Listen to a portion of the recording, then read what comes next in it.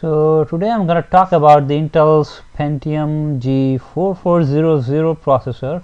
It's actually a skylake processor that's just recently launched, probably still not available at the time of writing in the stores, and it says product formerly skylake, but it's still the skylake, more popularly called skylake.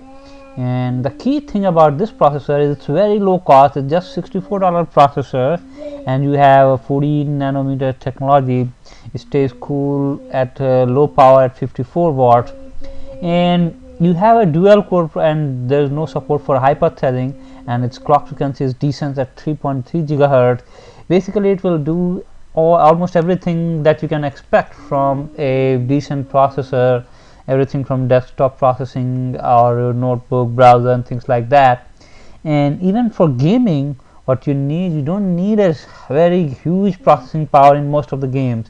And in that scenario, you take this low cost processor and mix it up with $150 to $200 decent gaming card, and you have a pretty decent gaming computer for under $400 or $500. So that's the key idea behind the use of the low cost Pentium processor. The other things about this, it has 3 MB of cache memory, and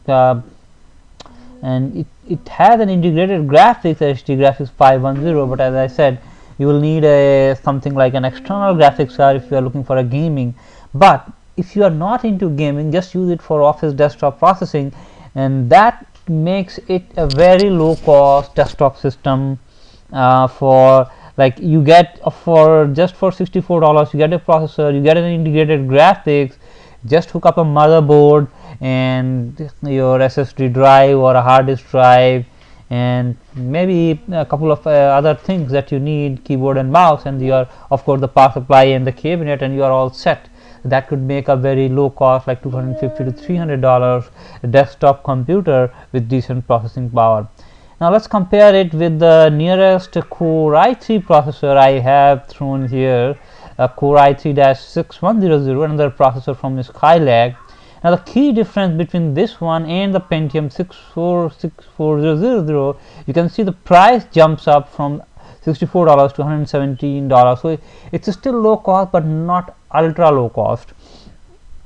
In terms of processing, with respect to this processor, you have a hyper threading support, which makes it like 15% faster, and you have a higher base clock frequency like 3.7 gigahertz, still keeping its TDP rating lower than the Pentium.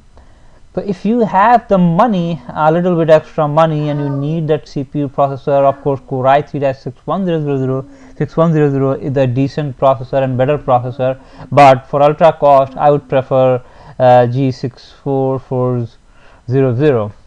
I hope this detail is helpful for you. Thanks for taking a look.